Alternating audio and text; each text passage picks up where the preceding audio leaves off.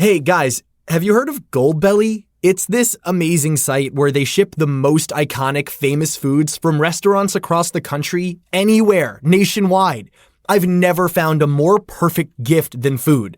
They ship Chicago deep dish pizza, New York bagels, Maine lobster rolls, and even Ina Garten's famous cakes.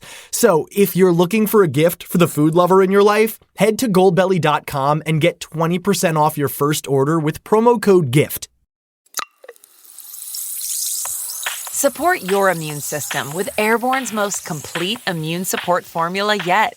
Airborne's delicious effervescent tablets are packed with 7 powerful ingredients to fill the holes your immune system may have, so that you can enjoy those unmissable moments in your life. Learn more at airbornecomplete.com. These statements have not been evaluated by the Food and Drug Administration. This product is not intended to diagnose, treat, cure, or prevent any disease. Hello, this is Simon Brew. I'm the editor of Film Stories magazine, and a very warm welcome to the Film Stories podcast. Come with me.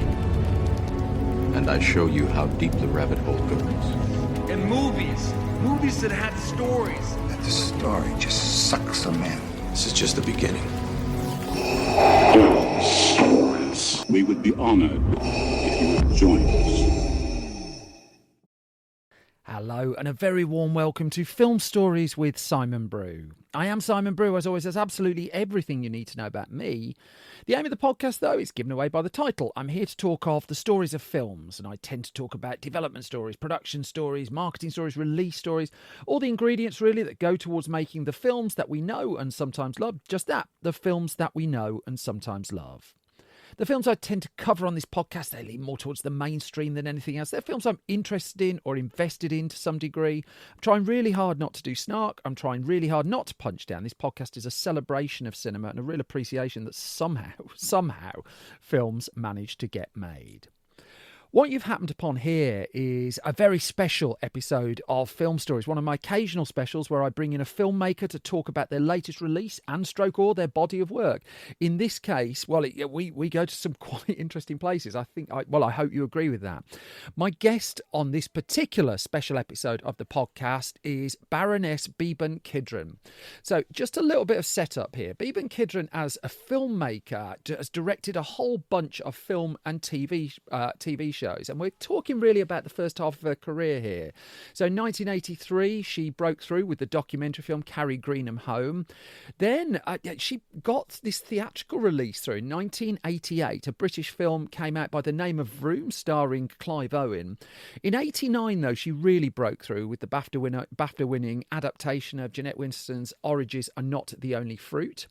Then it was on to Antonia and Jane, which was made just as a TV drama but got a cinema release in the US. And so then we move on to projects such as Used People, which was made for 20th Century Fox, starring Shirley MacLaine, Marcello Mastroianni, Bob Dishy, Kathy Bates, Marcia Gay Harden, Jessica Tandy, quite the cast for that.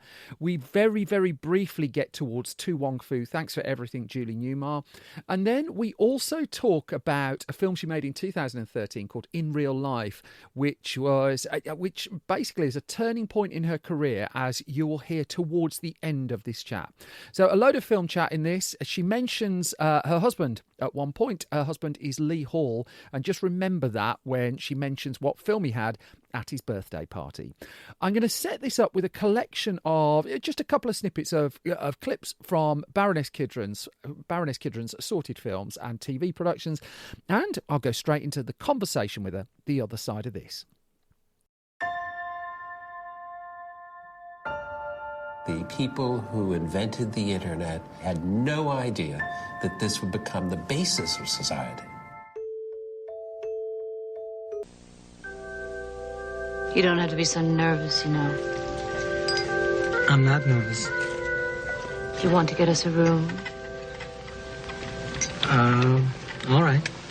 Do you want to get it now? Yeah, I'll get it now. Do you want me to get it? No, I'll get it. When I was young, I was headstrong, and I got a job teaching in Paris. I lived off the Boulevard Saint-Germain, ate croissants, and led a clean life. I wasn't with the Lord then, but I had high standards. Then, one sunny day, when I wasn't expecting it.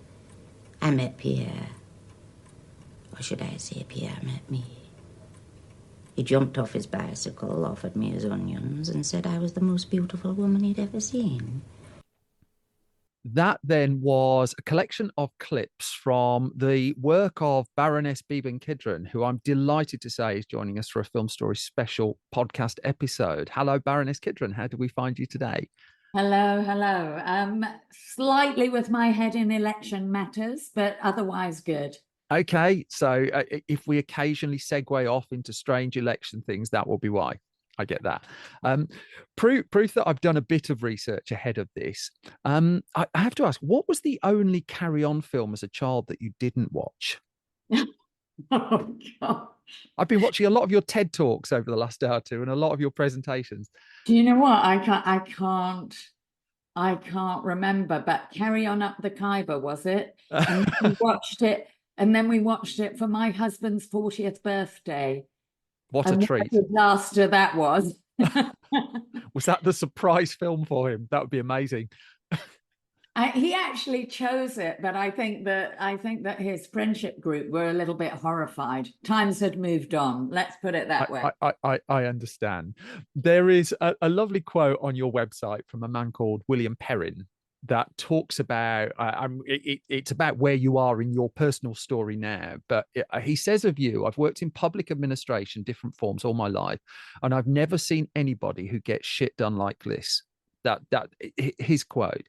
Has that been a kind of ever present right throughout your career, that you're just you're the person who gets stuff done?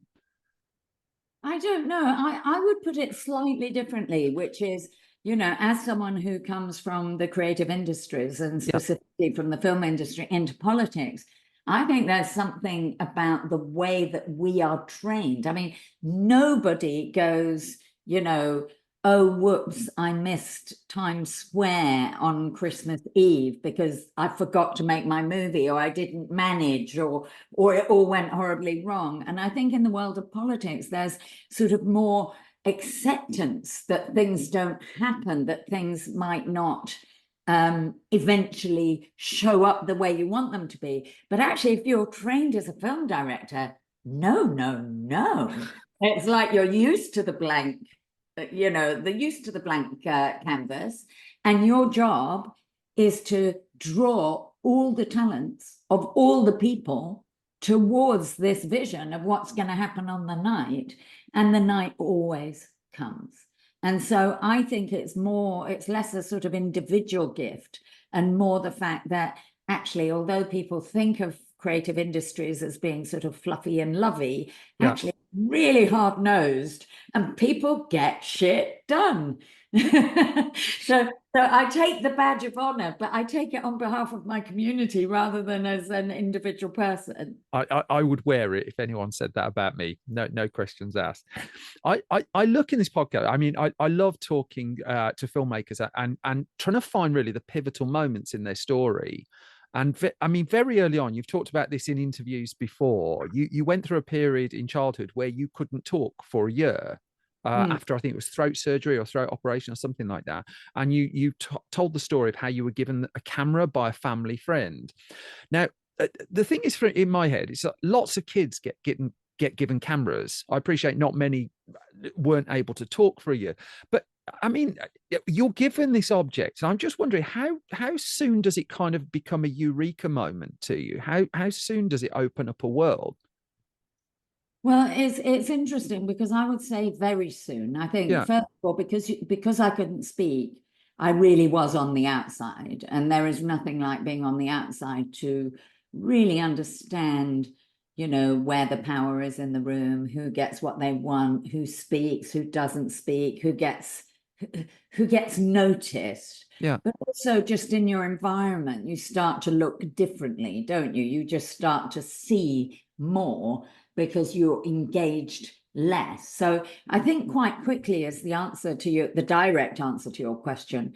But I think there's something else that you allude to there, which is actually, you know, in the days where every person in the class got a recorder, and recorder lessons, or everyone got a violin and some violin lessons.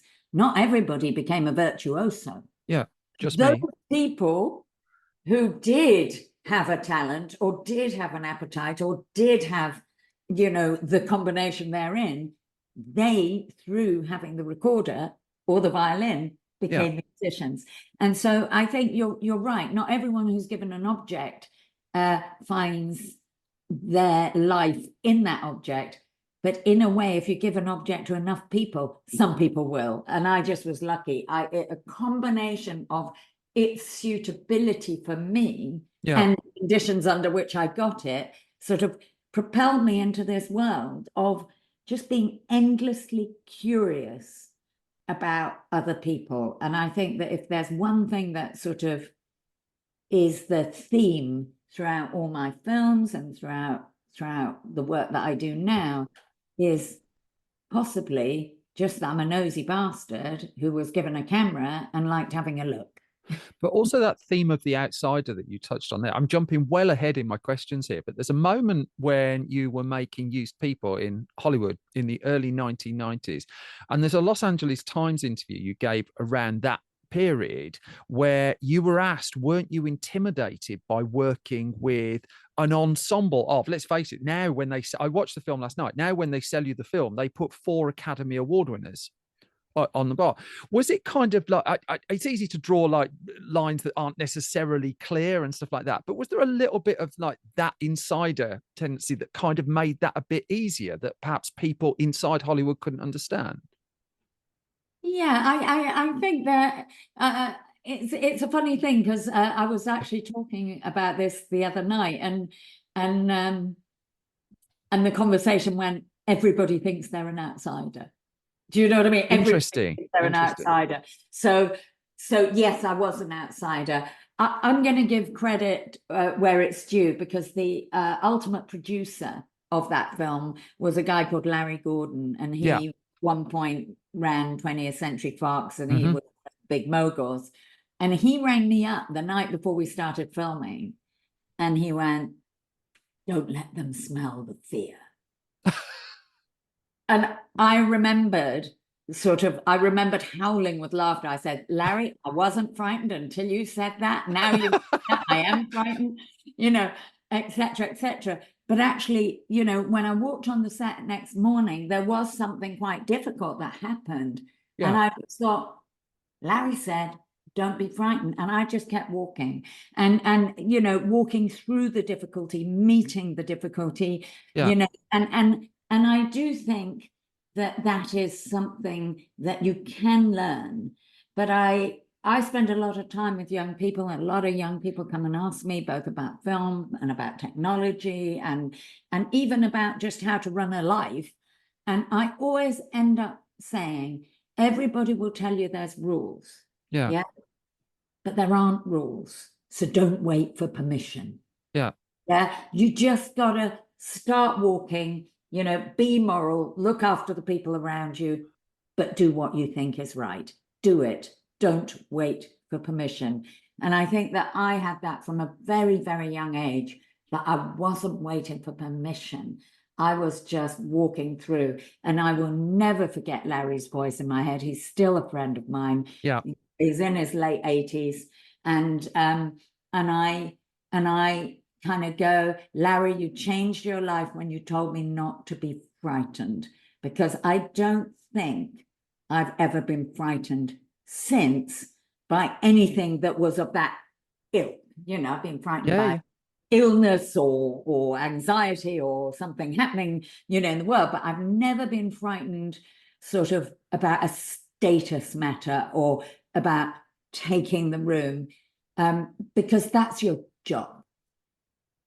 Conversely, though, 4-5 years before, I am jumping through the chronology of this interview all over the place, 4-5 years before, you've walked onto the set with all of this Hollywood royalty. You were, and I didn't appreciate this, you were making a film called Vroom in 1988, and you were the third woman to direct a British film. I read a statistic. Was that true? I mean, I'd never seen that before. No, I mean, to be honest, I don't know. I remember someone telling me at the time, and I went, "Oh, don't tell me things like that. I don't want to know things like that." But I do remember a journalist told me that. So I can vouch for the fact that it was said, but not whether they were right. And I was, I was very young when I made my first film. I can't remember exactly what I was, but I was something like 20. I was 21 when I made Greenham Common, and I think it was something like 24 when I made Vroom. And by the time I went to Hollywood, I was actually only 28. So I was really young. But I have to say about Vroom is it was also Clive Owen's first film. It was also Studious first film. It was like, it was one of those wonderful things where everybody was having this experience together. And I think that because of that, it felt like an adventure, much like Oranges had felt like an adventure because we were all doing our first TV show. So sometimes the collegiate nature of making a film actually hides the inexperience of various people who may or may not be doing it. I have to say, I've been watching bits of Vroom and it looks really cold. It looks really, really windy. Everyone's hair is going all over the place on that film. You've talked briefly there about, you've mentioned two films I just want to touch on, which are clearly crucial to your story. One being Carry Greenham Home, the documentary you made in your early 20s. And I mean, you've completely stolen my questions here by almost saying this before, because I wrote down, I got a sense from hearing you talk about Carry Greenham Home before of an apologize later rather than ask permission before kind of ethos to doing that in your early 20s, was it a year you were at the Greenham Common Camp and shooting it? Can you just tell us take us a little bit into the story for those who aren't familiar with it? Yeah, so I went to film school. I'd left school really early and then sort of realized I needed a skill and decided that I was going to be a camera woman. A very odd decision, but I went to school as a camerawoman, and when I went in, I was very disappointed because I think in my head it was going to be like Fame and everyone was going to want to see the world and they'd be jumping in the canteen tables and so on. And actually it was quite a lot of hard-nosed guys who really wanted to shoot commercials. I was the only woman in the camera department, and I was the only person who didn't know how to use a camera. And I met a woman called Amanda Richardson in the canteen, and we decided to go to Greenham Common together, just the two of us, to just kind of work out how to film shit. That's what we did. We arrived in, I think it was 1982, when the arms around the base. And I was so bad at the camera at that point that actually, if you look at the film, everything is, that particular day is covered with photographs because a lot of the material that I shot, the white balance wasn't proper and it was actually blown out. And it was only halfway through the day I got the idea of the white balance. Anyway, we did stay there. We sort of never left, we stayed there, and we actually slept in a Mini in order to keep the insurance for the camera, which belonged to the film school. We never went back to the film school. We were very much blessed by the head of the film school being a bit of a peacenik and thinking we were doing something rather good. And he was a documentary guy, and he thought that was good that we were out there doing it. And it was really only when the press sort of rounded on the Greenham women that we actually thought, hang on a minute, we've got a different story. And we went back to the film school for the summer, all the way through the long summer holiday, and we edited in the film school the film together, which is called Carry Greenham Home. And when it was finished, it was not only went to the Berlin Film Festival in the authors section, directors fortnight bit. It also then got transferred onto film and went out with a Margareta von Trotta film as a double bill in the Everyman, circuit. And that film has been shown all over the world. I mean, literally all over the world, in stadiums, in Japan, and so on, so on. And it was a real sort of talismanic thing for a political moment where women were just kind of going, not in our name. We don't want to be the reason that this is happening. So what an incredible first experience. I mean, it was just super, super. And, you know, and Amanda and I were very close friends during that whole period. And, you know, and we were co-directors. I did the camera, she did the sound. We edited it together. And it was sort of an incredible kind of, wow, this is what making a film is like. And you ended up in Berlin, which is, I mean, it's just one little bit of your sentence that you put in there. I just wonder how you processed that in your early 20s when you went into it thinking, I'm going to be the camera person. Actually, the thing that I remember most from Berlin was they gave you a room and breakfast, but no per diem, because we didn't have a distributor or anything like that. So the thing I remember the most about Berlin, there were two things. One was remarkable, which is the film got a standing ovation, but then somebody picked up a hat and started collecting money for the women of Greenham, and they collected £1,000. I mean, this is in the 80s. It was a lot. £1,000 for the women of Greenham that we were able to take back to the camp when we went back. But the other thing I remember ludicrously, I haven't thought about this for many years, was that because we didn't have much money and we were students and we had this hotel and we had breakfast and it was a buffet and it was a German buffet. Okay. And this and that and the other. We actually stole food from the buffet to keep us going throughout all the time that we were at the festival. So we never had to buy a meal because we were so scared of, you know, had no money and we didn't want to go hungry. I can't believe I'm saying that, but that is what I remember. Well, it's interesting. I'll come to this towards the end, but I've been watching some of your TED talks about the digital footprint that we leave behind and how your history can come back and over which you have no control. And now I have you as a German sausage thief, which is all the respectable work that you've done over the years. And now that's that. It was just done. That's it. It's over. You also mentioned oranges are not the only fruit, but before that, the things that I can't find anything out about, there's two little projects just listed in between. One is called Alex and one is called Global Gamble. And these are the things you click on and nothing appears, and you try and find them and nothing appears. I just wonder, can you just briefly tell us what they were? Yeah, so Alex was actually my film school film, my graduation film. What happened was I went as a camerawoman. After 3 years, I said to Colin Young, I said, I think I made a mistake. I should have been a director. He said, I've been waiting 3 years for you. And he said, you can stay, make a film, use the equipment, be a student. You just got to raise the money for your own film. So I did, and that is the film Alex. But before I left film school, I had actually negotiated to do Vroom. And so I actually didn't finish my film school film until after I had finished my first feature. So as ever in my life, I did everything a bit back to front and round the wrong way. And that was a sort of autobiographical film about, you know, it was really about sort of, you know, anxiety, madness, love, etc. And I have not seen it for another 40 years, so God knows what it was like. And the Global Gamble, by contrast, was it was a Dispatches or something like that for Channel 4. Yeah. And it was actually about the Big Bang, about the devolution of the city. And I got it as a gig right out of film school in order to pay my way. You know, I needed to earn a living. Who knew that I was going to get a movie? Yeah. So I took this job. And there are two really important things about that. Well, three really important things about that experience. Number one is that, you know, we went to New York and we shared rooms at the Algonquin.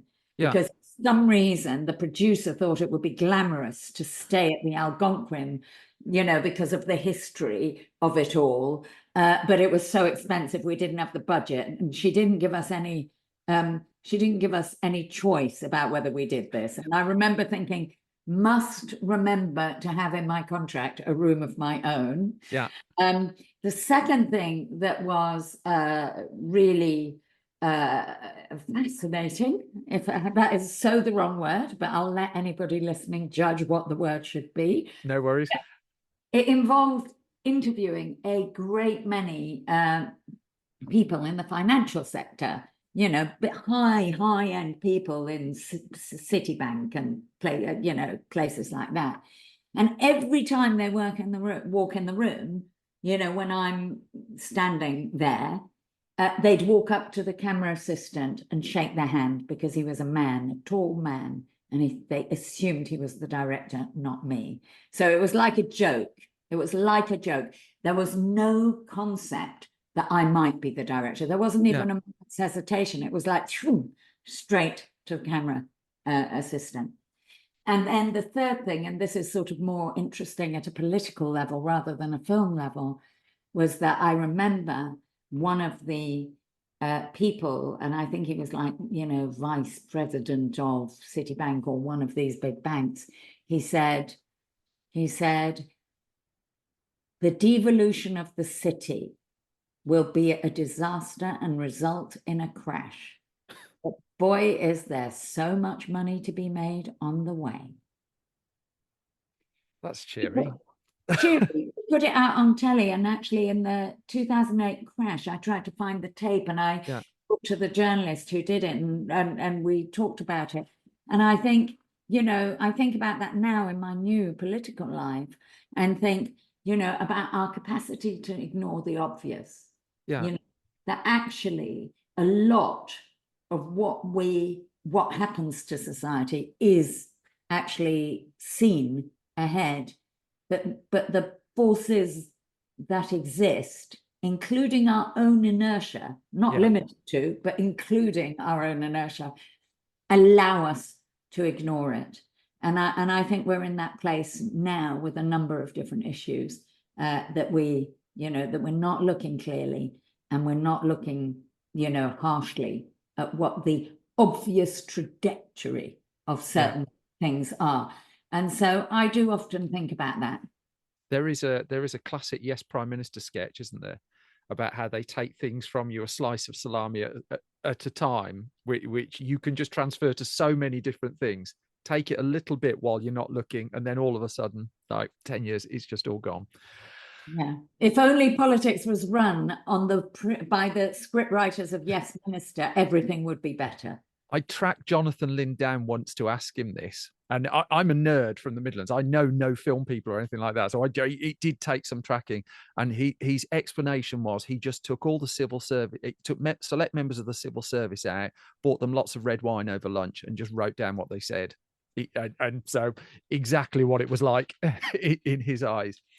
I'm taken again with just one little line that you just said in one of your previous answers, just jumping back to filmmaking just for a second, where you said you got Vroom when you were already in film school.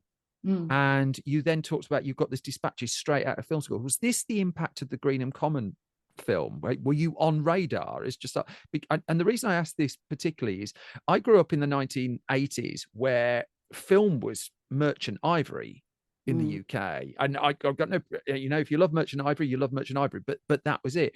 And so for someone to be making a inverted commas commercial film and then to get it that quickly just feels like very, very, very off kilter. So I had met a young theatre writer, Jim Cartwright, and with a friend, and I do call him a friend, but I can't really remember how I know him. Do you know what I mean? Literally. We had gone to see his play at the Royal Court Road and commissioned him to write something. And so the something he wrote was Vroom. So all the time I was at film school doing Alex, I was also working with Jim. And I remember going in to see David Rose and Karen at Film 4. And the three of us were on a sofa, and we'd sent them the script, and Jim had said his piece and Paul had said his piece. And I was still talking, and Paul patted me on the back And he said, you didn't hear, did you? And I said, no. He said, they said they'll make it. Yeah. So the joke is that I was still making my case, and it's funny, someone who shall remain nameless said to me a few years ago, one of the worst things about you, Beeban, is that you don't know when you've won on points. You're always technical knockout, But so I had sort of, I think the one thing I'm going to say, just because, you're asking these questions and it's quite challenging, to think about what's you and what's the time and what's the training and what's luck. And I'm going to say this is there's always a lot of luck in lives. Yeah, there's always a lot of luck and not good luck and so on and so on. I've had my fair share of bad luck too, but I've had a lot of luck, and I've been, and people don't need one chance, they need many chances. And although Vroom was shown at the London Film Festival and it has some fans, it wasn't the best received film in the world, even though Oranges was, et cetera, et cetera. So you need a lot of luck is my point. And the one thing I'll say to my credit, if you like, is I've always been a hard worker. I was never waiting. It goes back to that commission thing. I was never waiting for someone to think that Greenham was good to give me a gig.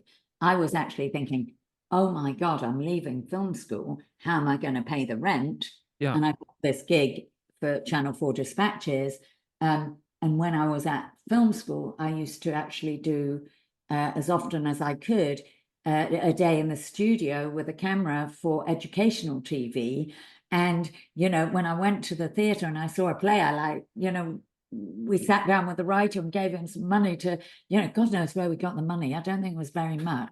But, to write a movie probably for a couple of £100, but there you go. And so all of these things was happening at the same time. I wasn't waiting for someone to give me a chance. I was waiting to create a chance. And I was very, very lucky that a lot of my chances did then come fast and furious. And that's where the luck is. But in the midst of all of that, was there a point when you realised, for want of a better way of putting it, you were good at playing the recorder? That's a great way of putting it, because I'm lousy at playing recorder. No.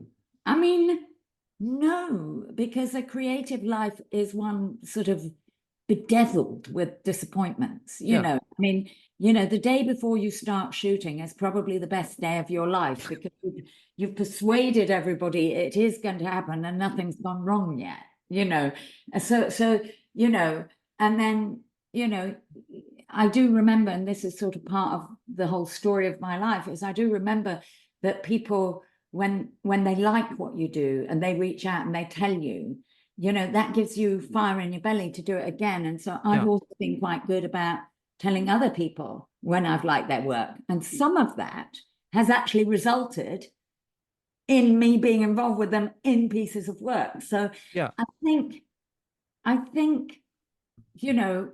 good at what? I don't know. But good at understanding that, that creative people need to hear that it's appreciated and it's meant something. Good at saying, hey, you did well. Yeah, okay, I'm good at that. If that's the recorder, I'm good at that. But I actually think, one of the incredible things, and having worked with some amazing actors over the years, I would have to say, one of the terrible, dastardly things about being a creative person is you're always at the beginning. You're always at the beginning again. And if you're not, you're at the end of something and you're panicking that there will be no beginning. I mean, there is no there for creative people. And so I don't think that you get those moments of, I'm good at this, apart from sort of in a very fleeting moment. And I think, if I'm really honest, it's less, I'm good at this, and more, they liked it. Yeah. But if I'd have found you, say, on day 3 of the shoot of Oranges Are Not the Only Fruit, which clearly such a pivotal turning point project for you, and the acclaim that came afterwards, the noise that came afterwards, I'll touch on in a second. But the bit where you're on day 3 and you say things are going wrong, you pass the Christmas Eve point of you've got people to pay for this. Where, I mean, it's a simple question, I guess, but where were you at that point? What would you have been like on if I'd have tracked you down at that point? I think you would have found someone who was really anxious about the impending strikes at the BBC. Yeah. When they were going to fall and how they were going to affect. I think you would have found me sort of really, really a little bit sort of understanding that this was only really greenlit because the BBC of that era was very respectful of writers. Yeah. That Jeanette had a huge hit. Nobody really understood what this was, but they had to let her make it because that was sort of almost in the tradition. Yeah. So we had no money, and you would have found me trying to work out how to shoot scenes in one shot or how to shoot scenes with the minimum of shots. Yeah. Because with little cover and so on, because there was a 4 hours to shoot in a very small time and an impending strike. And I think you would have also found me being very protective. And this is interesting because I've not ever thought this before. So this is a real-time thought, is very protective of the fact I had 2 young people to look after. I had Emily, who was the little Jess, you know, who I think was 6 or 7. And I had Charlotte Coleman, who was quite a vulnerable person in herself, but she was also quite young at the time.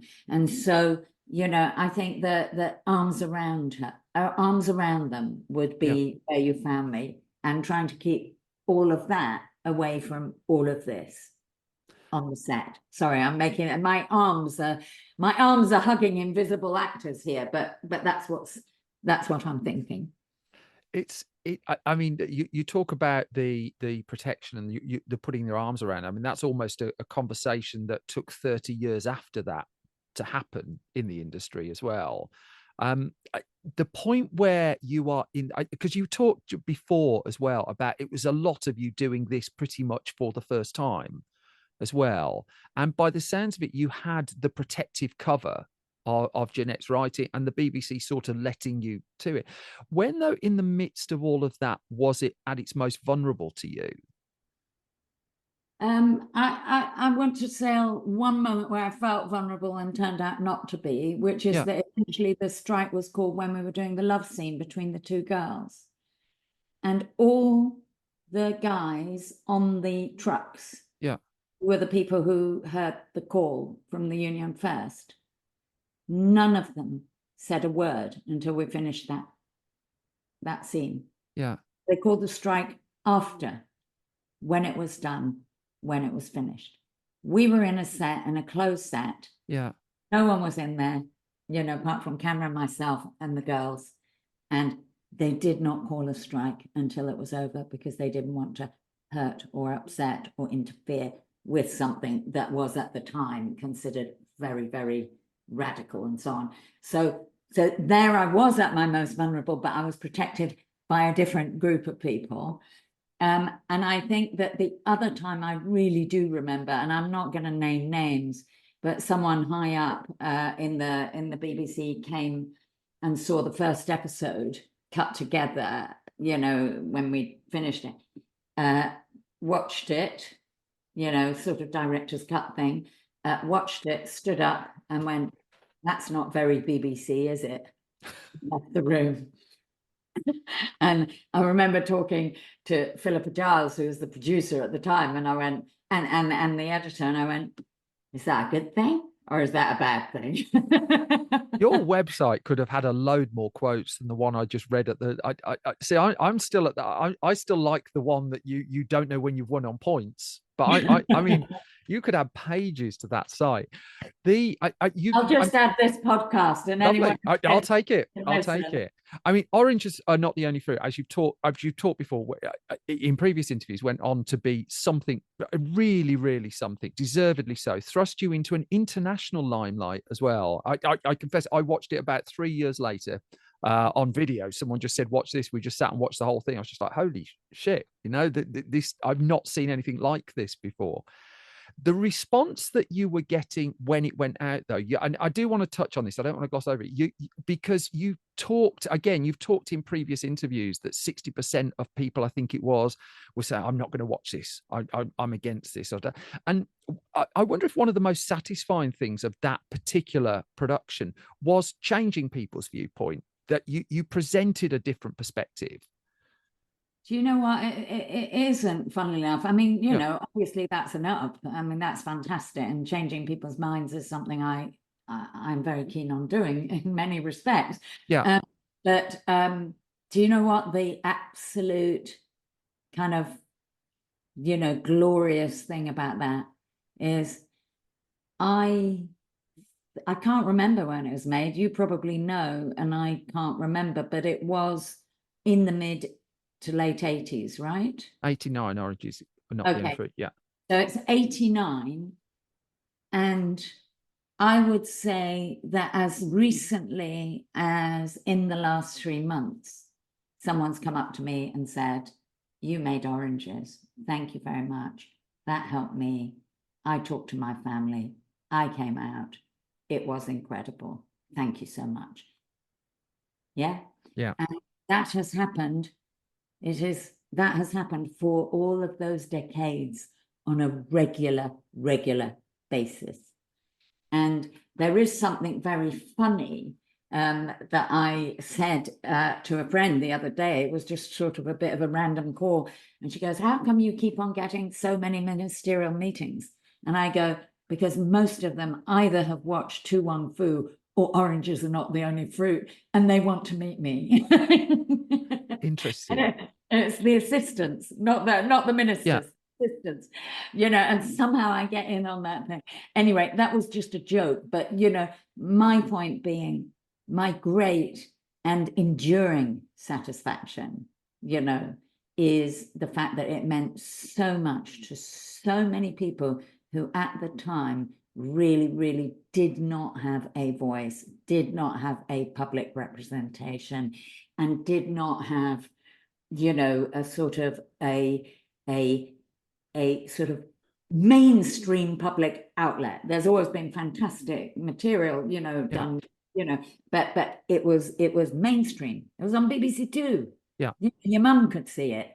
And I think that's been absolutely extraordinary. That, and I have a lifelong friendship with Jeanette Winterson, which is also very important to me. I think that's incredible. And then I digging through your story as well, just before you went to America, you did Antonia and Jane, which I couldn't track down. It's another one of these that's just not available, but I'm indebted to the New York Times for telling me that it's, quote, the thinking person's Thelma and Louise.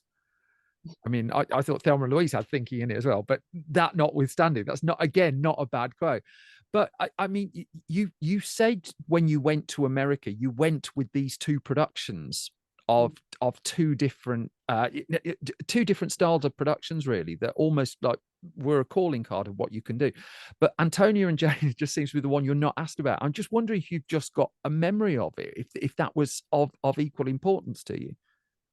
Oh, it was of absolute importance to me. I decided to make it very quickly, even before Oranges came out. So it came out very quickly because I could see that Oranges was going to be a whole thing. And Antonia and Jane is very funny, you know, and I loved its nonsense of it. And I was gratified by the New York Times saying it was the thing.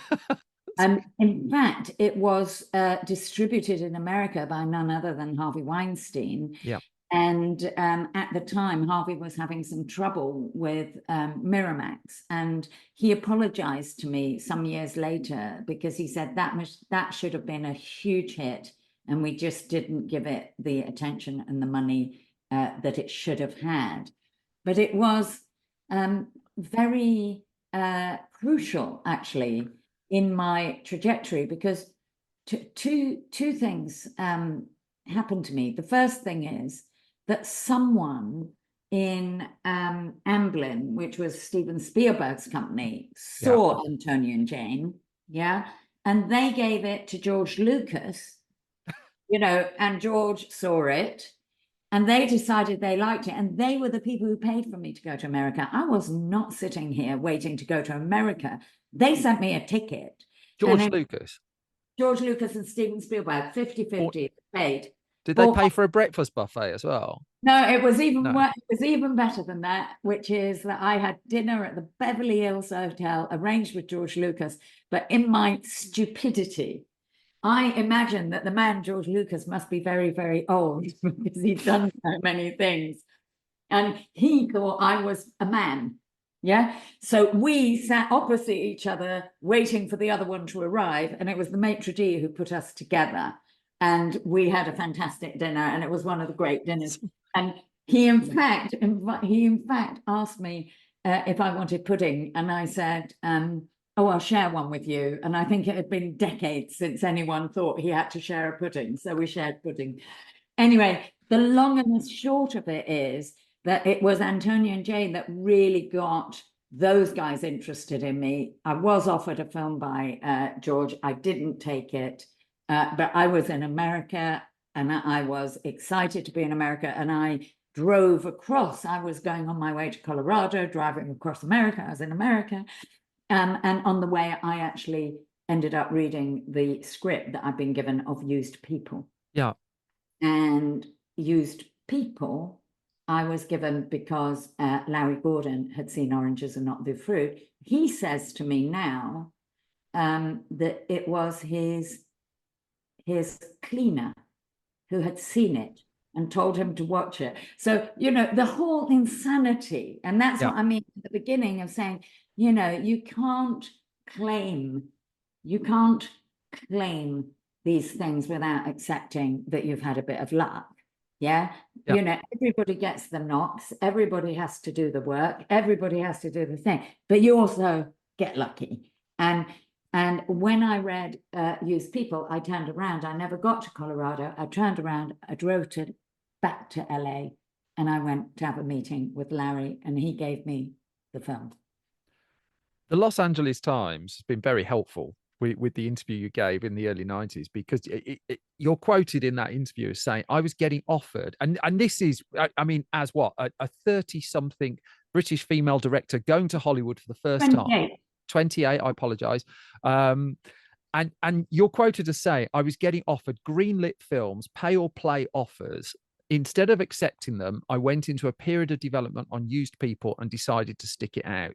And I think a lot of the time you're defined by what you turn down as much as what you fight to do. And I mean, by the sounds of it, these greenlit pay or play offers were coming. I mean, you've just told us one from Georgia. Was there no temptation at all? Was it this is the thing? Because you've talked about getting really good scripts in the past, but there's no challenge to them because you end at the same point that you start.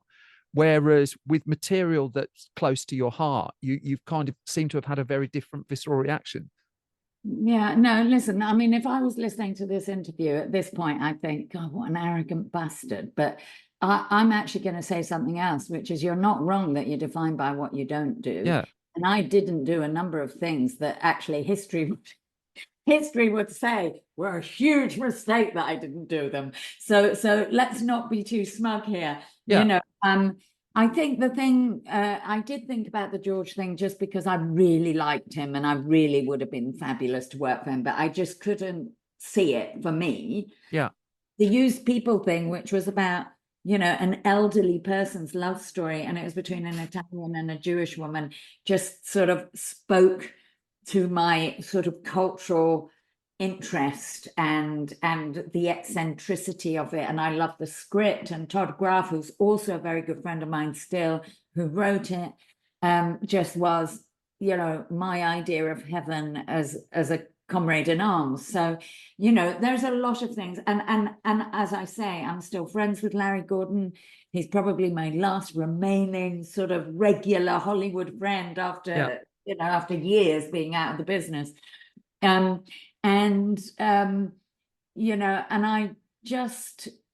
I just loved everything about it. And then I went to meet Shirley MacLaine, and I went to her flat and I thought, oh my God, if they could see me now, literally, I had that thought went through my head, which is of course her theme tune song. If they could see me now, da da da da da da. And I'm literally standing on her doorstep thinking, if they could see me now, like Beeban, little Beeban, in Shirley MacLaine's house. But I also got on with her, and then it got sort of more tricky, and it also got better and worse, and as these things do. But by the time I had managed to cast Marcello Mastroianni in his first film in English, I was in heaven. I was like a shit, and I think that's the other thing is, I think there are many, many, many people who are greater artists than me. Yeah. Many, and I see those people, I know some of those people, and I see them from afar. And what I see is a sort of, an incredible absoluteness about the thing itself and the way it goes through their body. And they are simply a sort of, a lightning, a sort of a force through which it goes. Sadly, I'm not that. I may be a bit more like that in the politics world, weirdly, about ideas. But sadly, in terms of film and so on, I am not that. So I have to understand what I'm doing, and I have to understand the people I'm with, and I have to understand, what I can bring to it, because I am more journeyman than I am artist.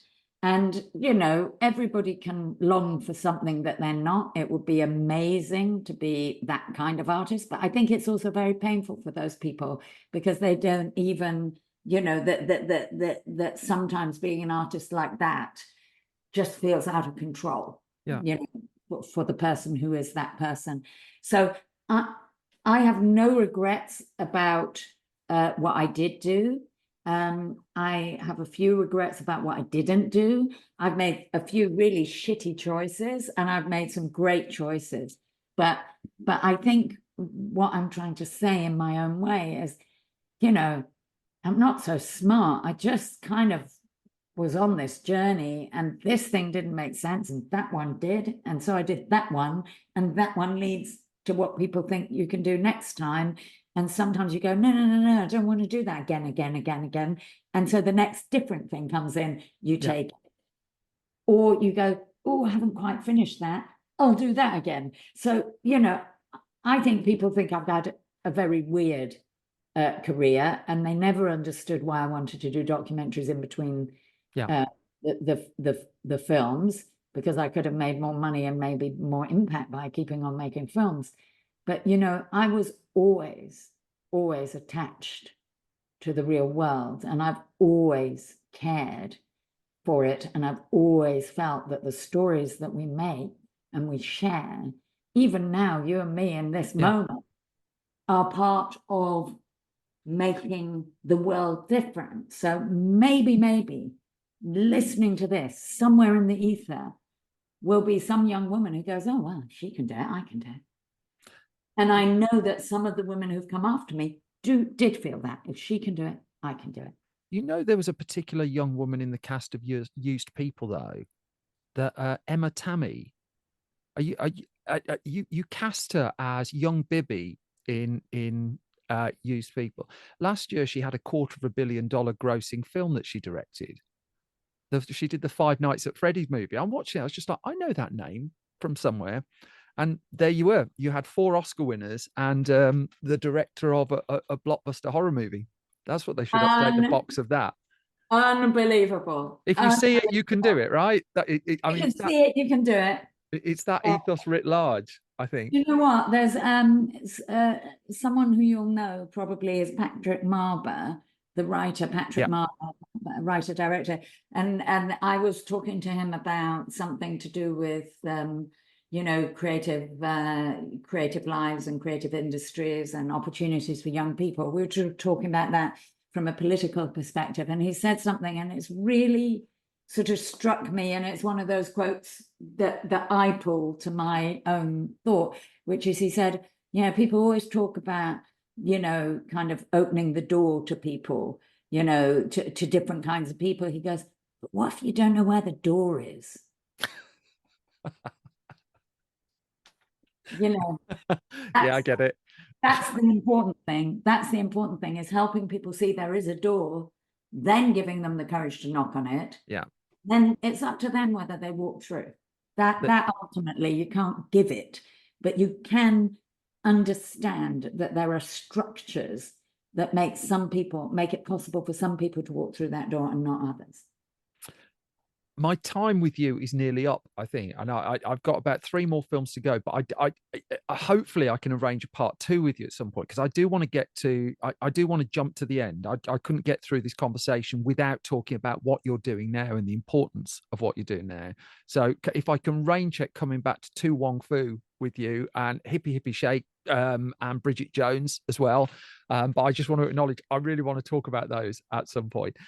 The stuff what a word, the work that you're doing now, and the turnaround point being a 2013 film called In Real Life, for those unfamiliar with it, which I did manage to track down. That is available, but only just. That is out there. You talk about the impact of film, and you talk when you set up Film Club. I watched a TED talk where you talked about setting Film Club up, and we work with Film Junior now, our print magazine within film, and you talk about when a youngster sees a film and how that changes them and how that changes the direction. In your case, you made a film and it's opened up, for want of a better way of putting it, a second life. Can I just shut up for 5 minutes and ask you to talk about that, and kind of what brought you to this point?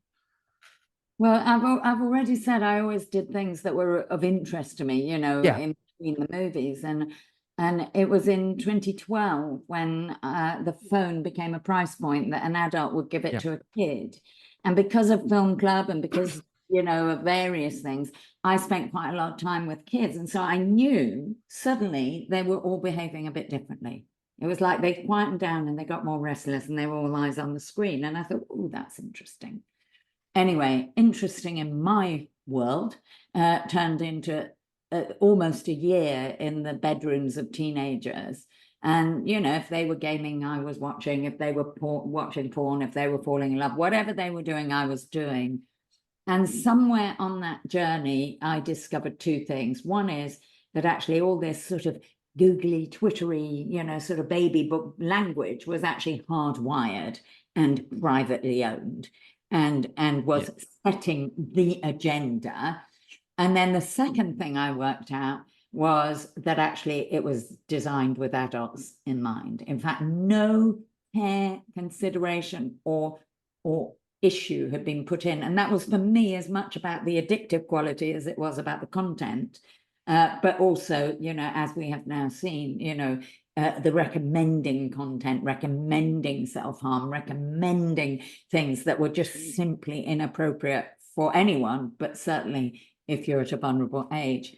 And I came out of that film thinking that we had a generational injustice. And it was just at the time that I knew, other people didn't, but I knew I was going in the House of Lords. I thought I had a phone book, I had a Hollywood phone book, I had a UK phone book, I had a political phone book, I had a phone book. No one was interested. Not the tech companies, the children's charities, not the government, nobody was interested. And somehow I ended up going all over the world with that film, and every time the lights went up, my screenings were full of teachers. Yeah. They were the front line. They understood. It wasn't, if you were a parent, you could say, Jimmy and Sophie, you could kind of forgive it or take it away. But the teachers were seeing it at scale and they were panicking. And in the end, I started, thinking, well, if no one else is going to do something, I will. And about 6 months after that, my husband turned around and said, look, I married a film director. I seem to have sort of segued. You seem to have segued into one middle-aged woman against Silicon Valley. Are you sure? And I went, pain of consciousness. And to be honest, I've never made a film since. I have spent my time and I have changed the law. I have written an addendum with others to the Convention on the Rights of the Child to make it apply in the digital world. I have worked with everyone from the EU to the African Union to the Brazilians to the Indonesians on their own legislation. And I have secured a number of very important changes to the digital world. But I have to say, those guys, more powerful, ever more powerful. And, it's not a fair fight. So right now, my concentration is on AI and what that means for society and what that means for children. And that's what I'm doing at the moment. And maybe by the time you put this online, I will have done my lecture at the LSE, but hopefully it'll be on my website so people can listen to it, about what I think about AI. And the lecture's called Tech Tantrums. And I think I go back to you and say, just like the guy said at Citibank, this is going to end in disaster, but there's a lot of money to be made on the way.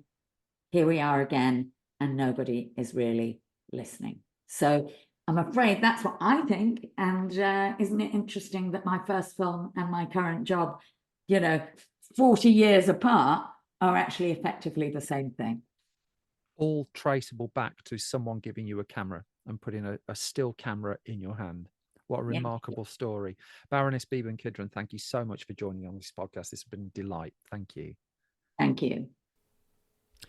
And that was my conversation with Baroness Beeban Kidron. I really, really, really hope I get to talk to her again, because we got through about a third of what I wanted to have a chat about. Her official website, if you want to find out more about her work, is beeban.com, beeban.com. You can find more from me on Twitter and Blue Sky, meanwhile, at Simon Brew. You can find more from the entire Film Stories project on both of those platforms, at Film Stories as well. If you go to filmstories.co.uk, that is updated every weekday with movie news, features, reviews, TV, games, mischief, whatever we can get away with. It is a clickbait-free entertainment website that we're trying not to drag down with 7,000 ads. It's quite hard to do. It's quite hard to get it noticed. So thank you to everyone who's given us support with that. It is much, much, much appreciated. If you go to store.filmstories.co.uk, that is our online shop. We sell print magazines, physical print magazines, as well as Blu-rays that we've put together ourselves. Hopefully you'll find something in there that you like. Store.filmstories.co.uk. We are 100% independent. So it really is a labour of love project for us this is. And then if you like this podcast, please do like and subscribe. Stuff like that really, really helps. And if you don't mind too, if you particularly like this podcast, if you go to patreon.com/Simon Brew and pop some money in the pot there, you find out what we're up to early.